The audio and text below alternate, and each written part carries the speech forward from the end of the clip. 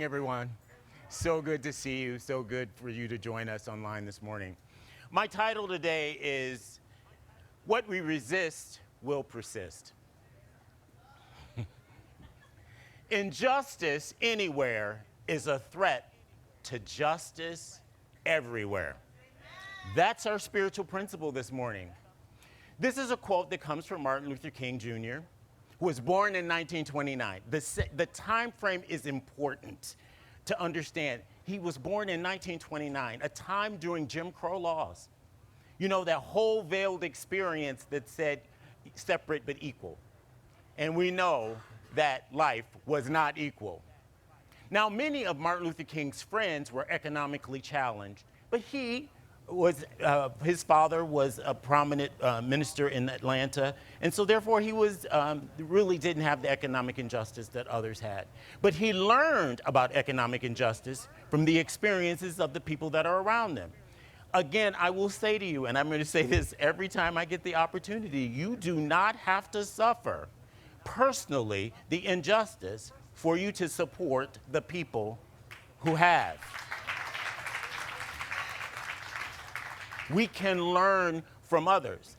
Hopefully, you can avoid learning it personally.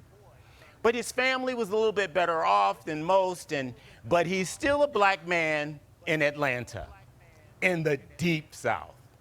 Now, I've heard the Deep South my whole life, and when you come from Michigan, which is where I come from, everything is the South. Everything. But what is the issue of the Deep South? The Deep South is generally the reference to the states that were part of the Confederacy. So that part of their history was still prominent at the time when he was born. But Martin left and went to Philadelphia to Crozier Seminary. And he said it was a much better experience. He thought things were perfect there at the time. But then we learn it just comes in a different color. See, we don't have to personally suffer, but he learned from every one of the experiences. And as a result, when he went to Philadelphia, he writes in his sermon called the Pilgrimage to Nonviolence, which is a story about the Montgomery bus boycott. And it was a period at which this is when he sprung into understanding what it means to embrace nonviolent resistance. Now, why am I talking about this morning? Because for some reason, with the escalating violence, I think we're going to have to practice nonviolent resistance. So I'm always concerned about violence, and the opposite of violence, though, is not silence. That's not what we're saying. We resist that it has any power over us unless we choose to let it. The question always is whether or not you want to win, whether you want to reverse the dynamic with the oppressor. Of course, that's a natural inclination for us, but I think we're called to do something better than that. Too much resistance? Never. But when we get too far and we want to win, we then lose because we're practicing the same thing that the oppressors are. So my question is, how do we oppose situations like oppression and not practice violence? How do we do that when we may be the ones receiving the violence? History has taught us that if we object violently, all we do is reverse positions. We become the oppressor. We see it time and time again. We reverse the roles. What will we resist in these situations will persist because we go in the situation to do exactly what our oppressors did before. We want to win. I want to win every time. I get offended just like everybody else. I'm not going to tell you. And hopefully there's nobody around, one of you around when it happens so that I don't have witnesses. Because unless you have video, I was not there. Now, some say that the resistance in this learning is about the law of attraction, and that the law of attraction is always working no matter what we're doing, but the universe does not know the negative. That is really complicated for me to understand. What I believe is this, is that we live in a reciprocal universe, that what we do in life comes back to us, whether it's our money, our deeds, our thoughts, or our ideas, they always come back. See, some people don't practice bad things, but they still have a mind for bad and harmful things. Still, we have to determine why we necessarily believe this is the case, but it's how we practice everything. It's how we give, knowing that we receive. It's how we love, knowing that we will receive it in response. We cannot wait for it to happen for us. We must do it first. It is an investment in the universe. Violence is the absence of hope, of love, and of spirit in one's life. We can become like the oppressor if we're not careful, if we want to win. In the teachings of Jesus, he puts it this way. He says, resist evil and it will flee. Love your enemies and do good to them that oppress you or hurt you. Well, Jesus, do you have another option? Because let me tell you, that's hard. It's hard. We just think people were speaking against each other, but that's not the case. People were being chased by dogs. They were opening fire hydrants against people that were in marches. People were getting hurt. It's called, though, we are called to love. We're called to love even in oppressive situations, to resist being violent when the rest of the world is. I didn't say it was easy. We hold thoughts of resistance anytime there is oppression, but we never want to venture into violence. It becomes an obstruction to us, to the flow of love in our lives. We hurt ourselves by being violent or having ideas of violence. So as MLK went north, he experienced some of the same things that he experienced when he was in Atlanta, especially when he had a false sense of security being in the north. So I'm from Michigan, as I said earlier, and everything is south when you come from Michigan, and we pride ourselves on it. Ohio is south. It's just the way it is, But things were a little better. However, the same problems can exist in a different form. He is in Philadelphia, out at Crozer Seminary, but the dorms were segregated. They only had 100 students, and the dorms were segregated. And Martin Luther King fell in love with the daughter of the superintendent of the white dormitory. So he thought life was better until he told everyone that he was in love with a woman that was white. And then the evil comes out, right? So both groups, his group and her group, both of them objected to the relationship. And eventually, the friends of Daddy King convinced Martin to break off the relationship. He broke off the relationship in the end. Never saw her again, according to his writings. But her parents, once they found out about her affections, not only did they pull her out of school, they moved her away so that she wouldn't be around his influence. The young woman was sent away from her own home. Later, King and his friend were on a double date, and they go to a restaurant. And while they're in the restaurant, the servers refuse to acknowledge the fact that they're there. So King gets up and goes to the owner of the restaurant. He thinks he's in the north. And goes to the owner of the restaurant and starts objecting to the fact that they haven't been recognized. And the owner pulls out a gun and shoots right above the heads of he and his partners and friends who were there together. It just comes in a different form. If hate is in your heart, it's going to come out. Even though things were better, some of the same things happen. So when things happen to us, do we want to fight back? Yeah, we do. Do we want to carry a gun to the restaurant the next time we go there? I'm glad to hear that. I'm really glad to hear that. Do, do you want to go home and get some of your friends and come back and have some fellowship?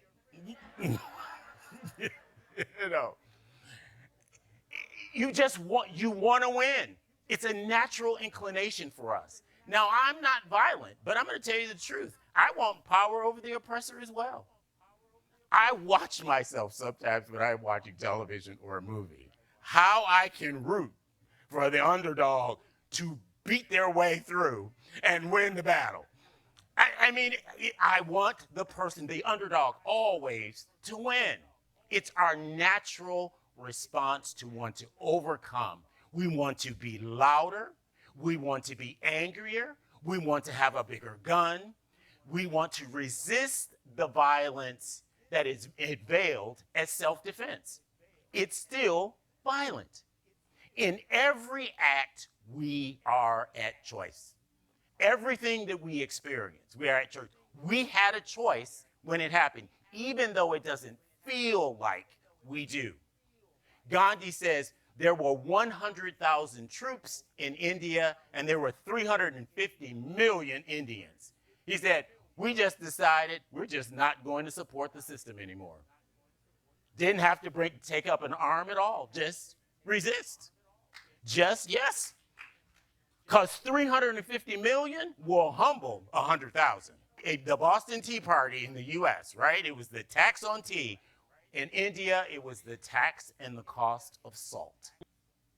We have decided that we will not and that we will no longer agree with the oppressors. I quote from Winning, it's a magazine from Richard Ward. He says, nonviolence is mighty because it is fueled with solidarity and creativity rather than hatred and violence. It creates community to be together and not violent. In King's last semester, he started studying contemporary theologians, which meant he studied Gandhi. And he was very impressed by the experience and started going to lectures where other individuals who had studied with Gandhi had learned firsthand. He wanted to learn from those experiences as well. Now, they never met, but Howard Thurman, who was a mentor to Martin Luther King, had studied in India with Gandhi. Now, remember, Howard Thurman is the one who started the Fellowship of All People in San Francisco, an intentionally interracial church, and an interfaith church at the time. We mimic, or shall we say, are the next generation from his experience. He also was the one who wrote Jesus and the Disinherited, which Martin used as a devotional in his daily life. King described Gandhi as an individual who powerfully revealed the working of the Spirit. He goes on to say, Jesus showed us the way, and Gandhi in India showed us it could work. Later, King said, Gandhi was the greatest Christian of the modern world. Not long after finishing school, of course, he moves to Montgomery. He's the minister at Dexter Avenue Church, and this is where the Montgomery bus boycott starts. Rosa Parks refuses to give up her seat, and for 1 year, I think it was 364 days, they boycotted using the bus. Again, they just objected to not participate in the way the world worked at that time, but they took care of one another to be able to live without having a bus at the time. You just can't want to have a world that works for everyone. You have to work for a world that works for everyone. Now, Martin, at this time, this is a great example of how things all work together for good. Now, I've said to you before, and I will say again, I don't say it's all good. I think that's spiritual bypass, but it does work together for good. And the thing I believe is the evidence of the Spirit in the world is timing. Things can happen, but if they don't happen at the right time, it won't change what is going on. Does nonviolent resistance work? There is a movie that you can watch on YouTube, A Force More Powerful, that talks about nonviolent resistance and talks about 6 communities that resisted violence. of course, Gandhi in India, the Danish resistance of the Nazis, the US civil rights movement, the South African anti-apartheid struggle, the Polish solidarity movement, as well as the Chilean movement against Augusto Pinochet. All of these groups decided to embrace nonviolent resistance, and clearly Gandhi was the author of that way. Studies have demonstrated that nonviolent resistance works better than violent campaigns, essentially 2-to-1. And studies have shown that when a repressive regime is in place, if 3.5% of the public participate in nonviolent resistance, you will overturn the government. The number of people being oppressed is always a much bigger number than the oppressor, right? Nonviolent actions like sit-ins and boycotts and strikes and acts of non-cooperation. Let me say it isn't easy though. It isn't easy not to retaliate. Remember, these people were being beaten in India. They were being beaten in the US as well as during apartheid. It's not easy to not resist. But it's a mighty force that is within us that creates solidarity and creativity instead of hatred and violence. Nonviolent resistance is the method for creating what Martin Luther King called the beloved community.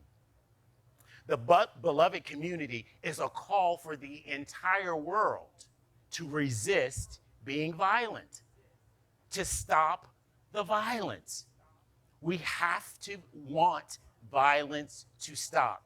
We just can't say it doesn't happen to me, and it's okay, because it doesn't happen to me. God has blessed my house, and it doesn't happen to me. We don't have to personally suffer to support the people who are actually suffering. The beloved community is a big dream, and I'm asking us to jump into that dream just as Martin talked about, because injustice anywhere is a threat to justice everywhere. We want a world that works for everyone, but it requires us to work for the world that works for everyone. There are 6 principles of nonviolence. First and foremost, nonviolence is courageous. It is courageous not to fight back. Now, I hope you're not around if I'm ever in a situation, because I'm not sure what I'm going to do. I'm not sure. I hope that I would be nonviolent. I hope that I would be. I pray that I would be. And better yet, I hope I don't have to suffer from that experience. But it is courageous to embrace nonviolence. Nonviolence seeks to win friendships and understanding.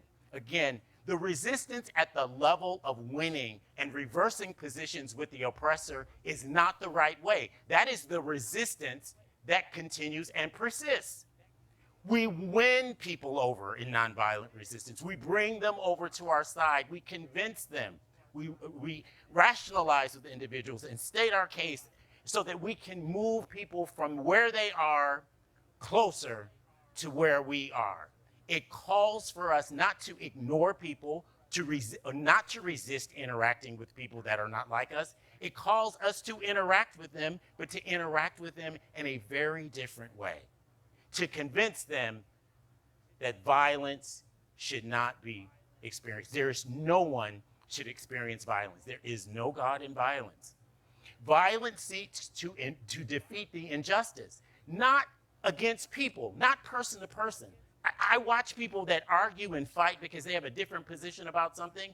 We all live in the system of oppression. We're all in it. We're all in it.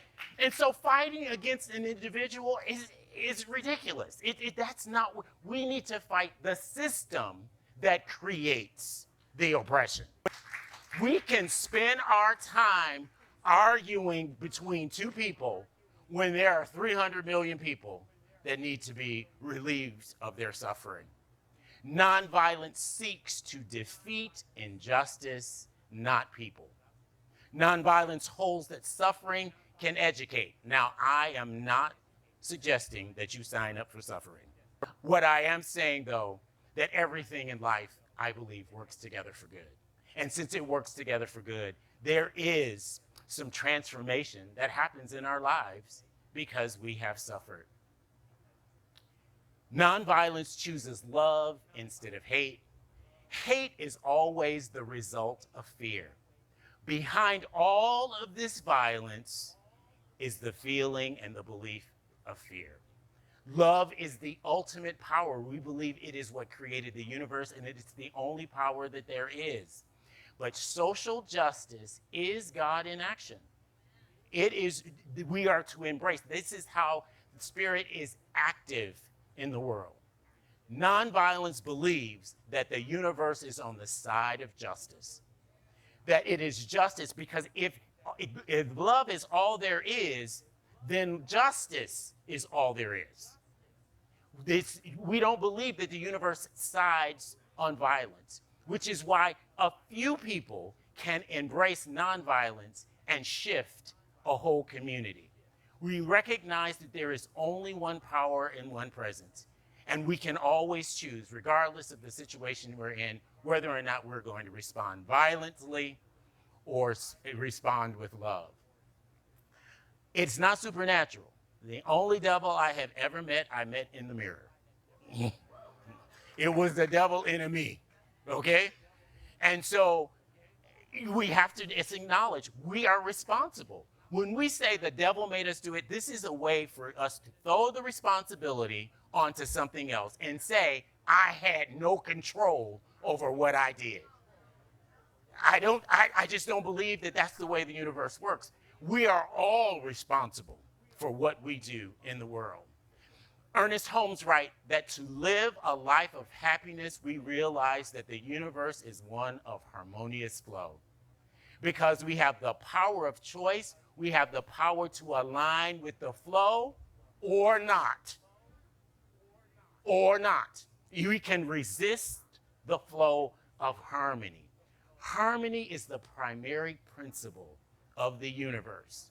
If we resist to the point of wanting to win and being in the position of power, this is when violence persists. We must always choose peace and not choose violence. And it means we can't even think that way. And I'm going to tell you, I haven't made it yet. I really haven't. It's not limited to racism. I'm not talking about racism or environmental issues. I'm talking about relationships within families and communities and at work and driving.